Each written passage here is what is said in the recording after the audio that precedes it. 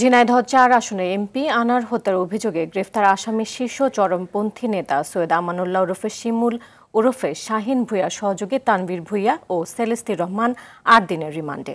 অন্যদিকে হত্যার পর ব্যাগে ভরে এমপি শরীরের মাংস সরিয়ে ফেলার সিসি ক্যামেরার ফুটেজ ফাঁস হয়েছে। বিস্তারিত এআর বাদলের রিপোর্টে। কলকাতার নিউ টাউনের সঞ্জীবা গার্ডেনের সেই ফ্ল্যাটের সিসি ক্যামেরার ১৩ মে দুপুর ২টা ৫৩ মিনিটের ফুটেজ দেখা যাচ্ছে। আগে থেকেই ভেতরে থাকা কেউ একজন দরজা খুলে দিলে দুজনের সাথে সেই ফ্ল্যাটে প্রবেশ করেন এমপি আনার। সাথে থাকা অপর দুজন হলেন ঢাকায় গ্রেপ্তার হওয়া সৈয়দ আমানুল্লাহ ওরফে শিমুল ও ফয়সাল নামে এক ব্যক্তি।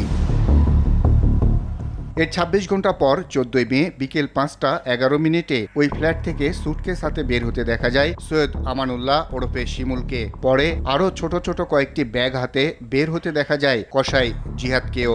বাইরে থেকে দরজা বন্ধ করে শাহিন। এমপি আনারকে আর ওই ফ্ল্যাট থেকে বের হতে দেখা যায়নি। ধারণা করা হচ্ছে ওই সুটকেস এবং ব্যাগেই ছিল এমপি আনারের মরদেহের মশলা মিশ্রিত খণ্ডিতাংশ। নাম প্রকাশ না করার শর্তে ওয়ারি জোনের এক ডিবি কর্মকর্তা বলেছেন, এই ফ্ল্যাটেই হত্যা করা হয় এমপি আনোয়ারুল আজিমকে। গোয়েন্দা পুলিশ আনার হত্যায় জড়িত ৩ জনের ১০ দিন রিমান্ড চাইলে ৮ দিন করে রিমান্ড দেন সিএমএম আদালতের ম্যাজিস্ট্রেট দিলরুবা আফরোজ। আসামিরা হলেন শীর্ষ চরমপন্থী নেতা সৈয়দ আমানুল্লাহ ওরফে শিমুল ওরফে শাহিন ভূঁইয়া, সহযোগী তানভীর ভূঁইয়া ও সেলেস্তি রহমান। তবে এজলাসে কেঁদে কেঁদে আসামি সেলেস্তি রহমান নিজেকে নির্দোষ দাবি করেন। আনোয়ারুল আজিম অর্থাৎ এমপি সাহেবের সাথে আখতারুজ্জামান শাহিনের দ্বন্দ্ব দীর্ঘদিনের। আনোয়ারুল আজিম সাহেব এরা কখনোই জানতে পারে নাই সেই দ্বন্দ্বের পরিপ্রেক্ষিতে এখানে হত্যার অনেক চেষ্টা করছে, সে না পেরে ভারতে ব্যবসায়িক আলোচনার নাম করে ভারতে তাকে নিয়ে গেছে। সে সহজ সরল মনে ভারতে চলে গেছেন। ওখানে গিয়ে সেই শাহিন সাহেব এই হত্যাকাণ্ডটা ঘটে। হত্যাকাণ্ড নিশ্চিত তার লাশ খণ্ড খণ্ড যিনি করছেন সেই ভারতীয় আদালতে বারাসাতে আজকে সেই কসাইকে ১২ দিনের রিমান্ড মঞ্জুর করছে। মামলা যেহেতু এখন তো ক্লিয়ার হয়ে গেছে, তাকে হোটেলে নিয়ে যারা হত্যা করছেন খণ্ড খণ্ড করছেন তারা তো অনসিস্টেশনে পুলিশের কাছে অনসিস্টেশনে স্বীকার করছেন।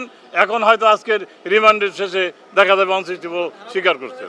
আনোয়ার আজিমের মেয়ের অপহরণের একটা মামলা করা ছিল, সেই অপহরণ মামলায় আজকে ৩ আসামিকে রিমান্ডের আবেদন করছেন। ১০ দিন করে রিমান্ড চেয়েছেন। প্রত্যেক আসামিকে ৮ দিন করে সতর্কতার সহিত হাইকোর্টের নির্দেশ মোতাবেক জিজ্ঞাসাবাদের জন্য আদেশ দিয়েছে। না, বিচার এখানেই হবে। আইনগত দিক বিবেচনা করে এখানে বিচার হবে। এদেশের নাগরিক। এক মিনিট এখান থেকেই যেহেতু ঘটনার সূত্রপাত এখান থেকেই বিচার এখানেই হবে। এ সময় আসামিদের পক্ষে কোনো আইনজীবী ছিলেন না। এআর বাদল, RTV, ঢাকা।